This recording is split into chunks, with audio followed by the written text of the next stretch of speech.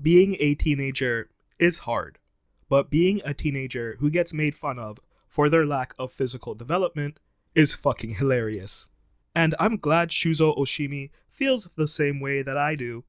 Shuzo has written a lot of stories about broken relationships, troubled teens, and sexual awakenings, but this story in particular stood out to me. Sweet Poolside, released in 2004 and one of Oshimi's earliest published works, is an okay, simple story with a decent amount of humor sprinkled throughout.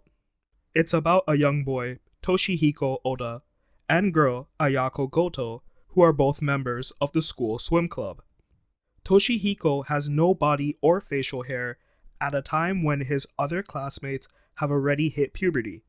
Ayako, however, feels that she has too much body hair and feels self-conscious about it.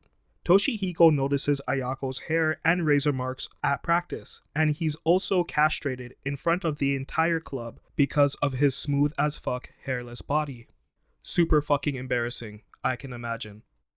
The art is kinda clunky and the story itself is a little bit janky, but a lot of the hallmarks of Oshimi's style are present in Sweet Poolside. Our two main characters end up helping each other out. I think it's a bit cute to have the tension and physical contact of this story revolve around shaving body hair. It's very weird, but as I've mentioned in previous Oshimi videos, it's something you can imagine doing yourself or having someone do for you. It's just seen through the lens of children, LOL. The story is really simple. This is a 1-volume manga. The plot is really just Toshihiko shaving Ayako and him wanting to get closer to her crotch. Oshimi makes it very uneasy to read, but the characters are written very accurately to a real-world couple. Even when outside influences threaten Toshihiko's bonding experience with Ayako, they both resolve their issues quickly and as simply as children would. And even when romantic feelings start to escalate, it all comes back down to the simple exchange between them. I'll give props to the story for illustrating some very real issues that teenagers go through. I have hairy arms, but I've never felt self-conscious about them at all, really. But for some women, young girls especially, they're often put in positions where they have to conform to a norm in order to fit in.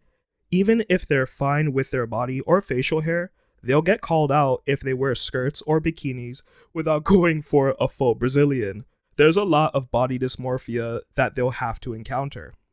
Sweet Poolside is an interesting series in the sense that it saw an extra chapter and reserialization years after it originally ended.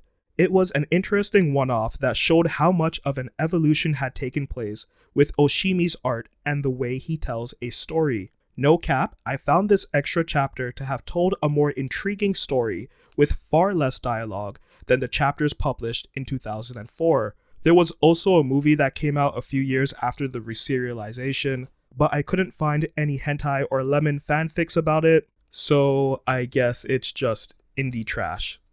If you're looking for a quick read with some ecchi trope divergences, I'd give Sweet Poolside a shot. Oshimi fans will relish in seeing the trademark of his writing style in its genesis. The story is nothing you'll remember, but good enough to entertain. I'm giving this a 5 out of 10.